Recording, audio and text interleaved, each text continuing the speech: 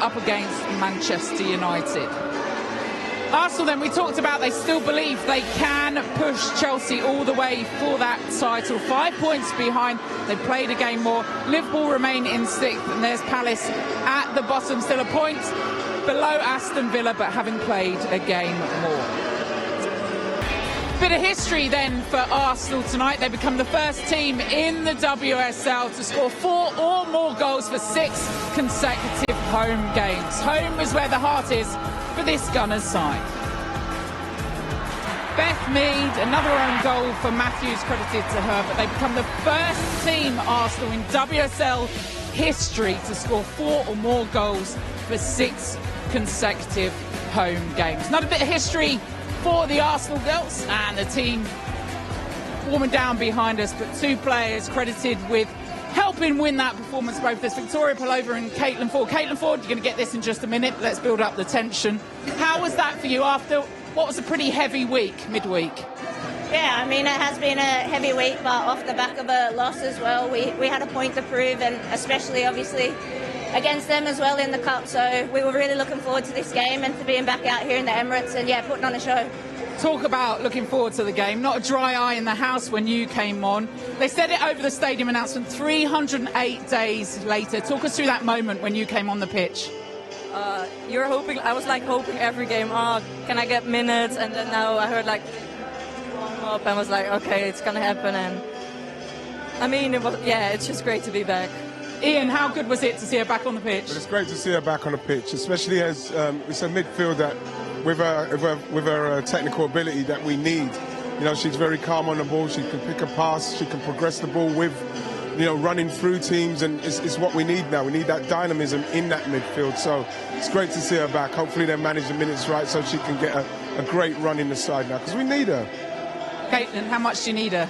Yeah, we do. Obviously, she's a special player, but we've seen how hard she's worked in the gym and the pitch by herself, some lonely sessions. So, yeah, we were really proud to see her back. And I think we were the same as Vic every game. We were like, come on, let's get good results so Vic can come in. But I think tonight's special for her here at the Emirates. You know, on a more general note for both of you, it looked like in the final third this evening you were creating some really nice moments. You know, when you came on, of course, you had a little impact. And Caitlin, you obviously played from the first minute. I thought in the final third you guys looked really creative, loads of different ideas, loads of different, you know, sort of combinations. How did it feel this evening? Yeah, no, it did feel like that. And as I said, we're really excited to get out here. And, yeah, as a front 4-5, we want to be fluent. We want to interchange. We want to make it difficult for defenders. And I think, yeah, we just kind of worked really well off each other tonight, and we want to keep that going. Ken, was you surprised at how poor Liverpool were? Did you recognise in the game that these lot are not on it, they're too wide, that we got too much space? Did you feel it, that they weren't quite what you played not too long ago? Yeah, I mean, I think we knew if we started fast, and it's a big pitch and we're used to it, we knew if we could move them and, yeah, make them work. They're one of the teams with the, I think, most play out of, like, the ball out, and right. We knew if we kept it in and made them run, they're not used to that. So, yeah, we just wanted to break them down, and luckily we did it early. It's nice to get a few goals early and take the pressure off, and, yeah, I think that helps more than with momentum as well for us. I know we've done you a favour and we've stalled you from going to do some warm-downs, I think. Yeah, keep me here. Keep do you me want here. to stay here? Not a warm-down. Sadly, we've got to let you go, but you have got one more thing to do. Can you present Player of the Match to Caitlin? Player of the match. I'm so proud of you. Proud of you. Nice. There you go. Congratulations. Well done, you two. Congratulations. Love to see you back on the pitch. Congratulations too. While they head off, let's have a little look at the goals again. There's lots of hugs all round. Chances first, though, because we know... I'll just keep going. Don't give the hugs. Let's have a little look at what happened for the chances first, because they had plenty of chances before the goal. Yeah, well, this is, like I said, they've got a lot of space and they're getting the ball forward very quickly, and you're thinking, you know what, it's really good what you're doing, but can they get a goal in this period? Can they get a goal in this time? So I was a little bit worried. I was a little bit worried that it wasn't going to happen because Liverpool were being very resolute at that stage. Yeah, I thought the wingers, I think Chloe Kelly and Caitlin Ford, obviously in the first half in particular, they made some fantastic runs in to out. They've got a really nice connection with the fullbacks, and they've really exploited the space in behind into these channel areas. It was Alessia Russo threw them on and making those forward runs, but I thought what they did really well was the variation in the types of crosses that they put in the game. I think no cross was the same, and I just think Frida Marmon set the pace, and this little back heel that got the crowd off their feet. That set the stadium on fire, and then they created this moment from Russo. And all in all, I thought in that final third, which is often the most, well, you'll know, Righty, the hardest part of the game. Yes. The execution was almost perfect, and I think that's why they got the 4 goals tonight. Yeah. Well, it was just good. I thought that Liverpool were not tight enough in the midfield. You could see another couple of those passes, Caldente playing through. They just couldn't get tight enough. The wings were there for them to exploit at every opportunity, and I thought they did it well. I thought that touch from Leslie for this, that would have been a magnificent goal. She has to score that. It was a time when Arsenal needed to score. It would have been a brilliant time to score, and I think that was another one of those chances she should have done better with. That was a little bit more difficult. It came over very quickly. She saw it very late, but in the main, I thought that the goal that Liverpool did then concede to make it one, it was a very poor goal from their point of view. I think it's 30 minutes, you've said to me, Kaz, and I think that they should have been defending a lot more resolute than they did there, and they rightly conceded the goal. You look at them, they're all standing still. You know, the ball's in the box bouncing about. You know, deserve everything. Sounds daft, but the key to this is actually the first contact that Alessia Russo makes in here. I think she gets her back on the ball, which ends up, bouncing into this area. This little flick on from Frida Morning, we can see what she's trying to do. And I said it at half-time, this is a Caitlin Ford finish. It's a poacher's goal. She uses her body so well, and you're spot on, right, it is scrappy, but that would have changed the dynamic. If Liverpool got into half-time at 0-0, it would have put the pressure on Arsenal, but that goal just relieved the pressure, and they scored straight after as well to make it 2. Yeah, particularly when Liverpool had a really good chance to make it 1-0 themselves. They needed something a bit scrappy to get it going. You're right, just after 85 seconds or something later, they're scoring it at 2-0. Well, they're passing into a situation here where we heard Caitlin say they know that they'll try and play out and they know they can catch them out, but that was very poor from Liverpool. She had no support around her. And watch the trigger. You can watch the trigger now behind her. Bang. And they're in. I think she was looking for a foul, but it was really good from the way that Arsenal really snuffed that out, really put them under pressure and punished them for that. Sometimes we accuse Arsenal of trying to score the perfect goal. Yeah. And I felt like before they got those first 2, it felt a bit like that again tonight.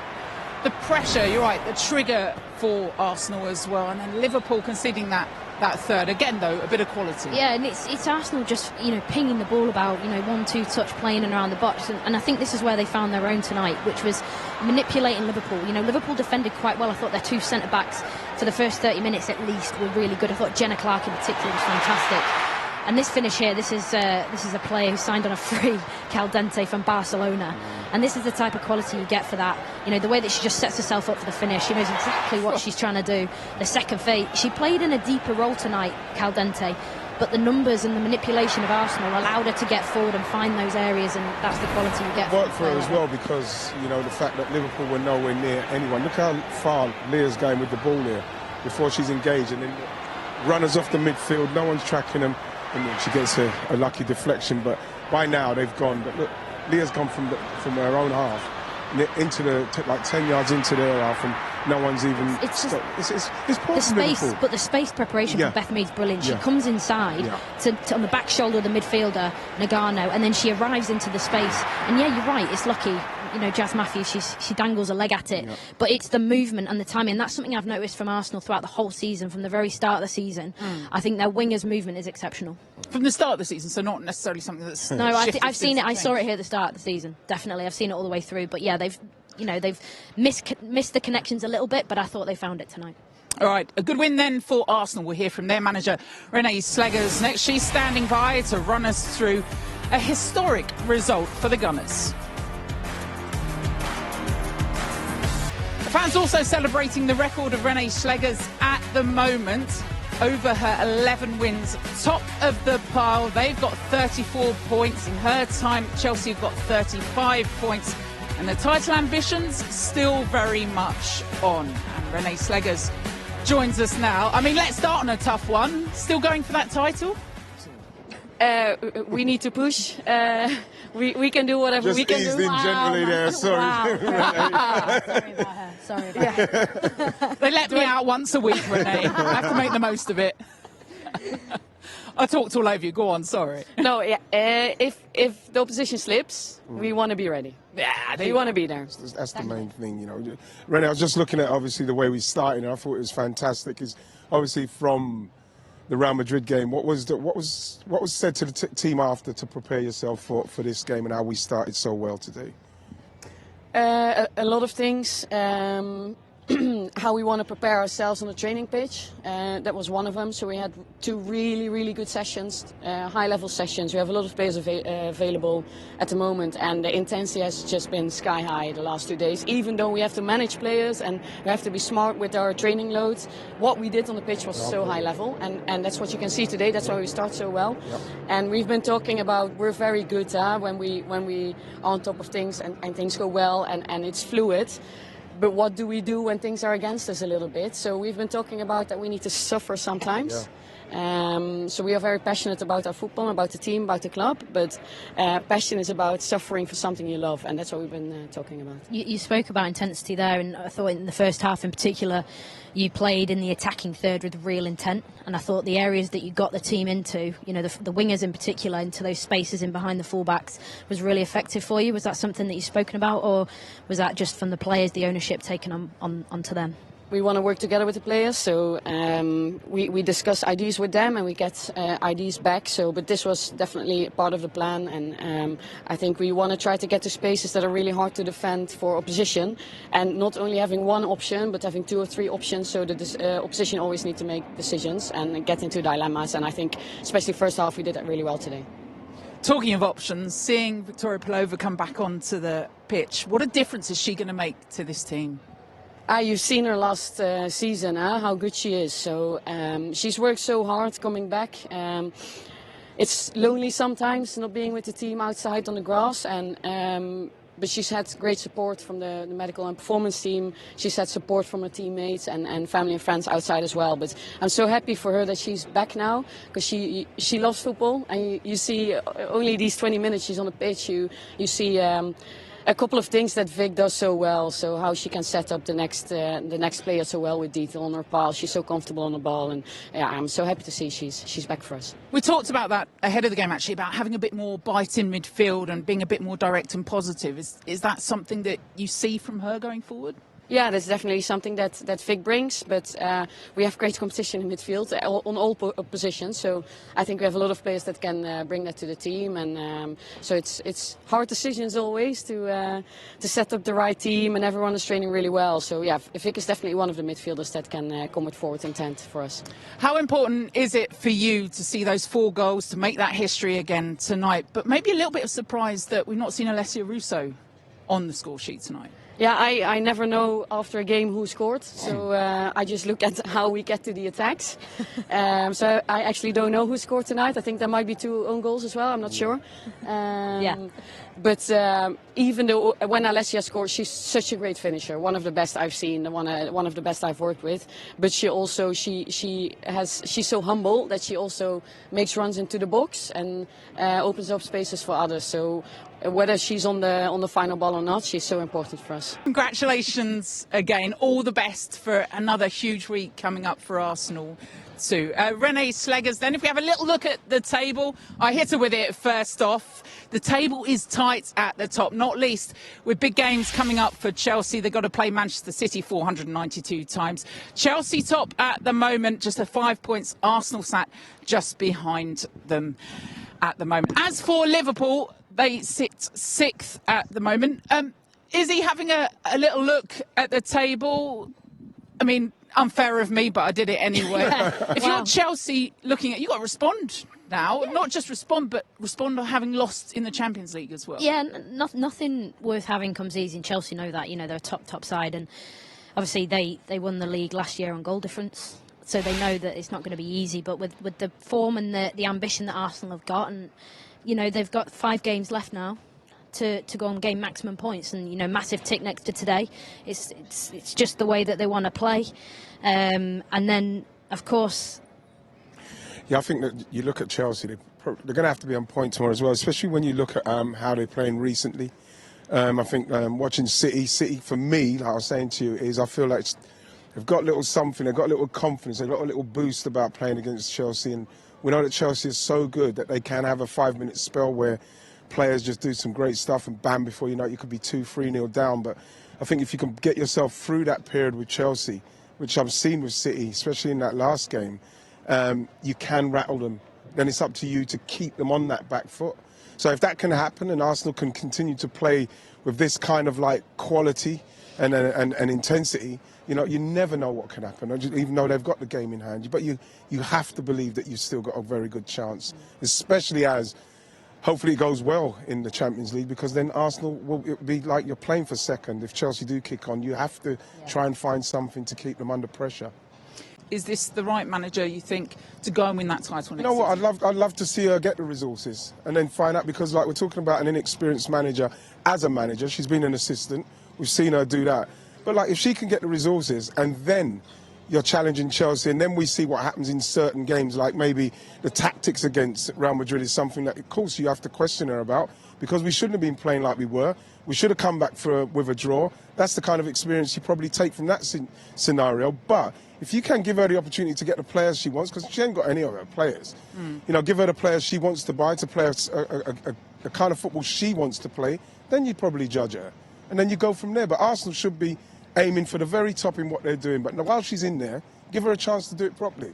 All right, talking about inexperienced managers, at least fresh to the job. A first defeat in the league for Amber Whiteley tonight. She spoke after the match to Lindsay. Amber, since taking over, you've only had to speak after positives, but this is the first time I'm asking you about a heavy defeat. What were your thoughts, and were there any tweaks that you think maybe could have been made earlier?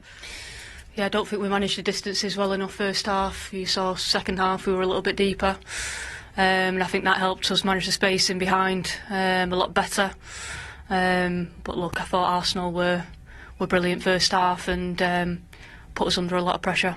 What was it that you struggled to cope with? Was it the intensity? I think it was the distances. I think if we were a little bit lower, we would have been able to manage the space in behind a little bit better, and then you're in a better position to defend in front, like we've been doing so well in the past few weeks. So yeah, like I said, second half I thought we were a lot better at that and more difficult to break down.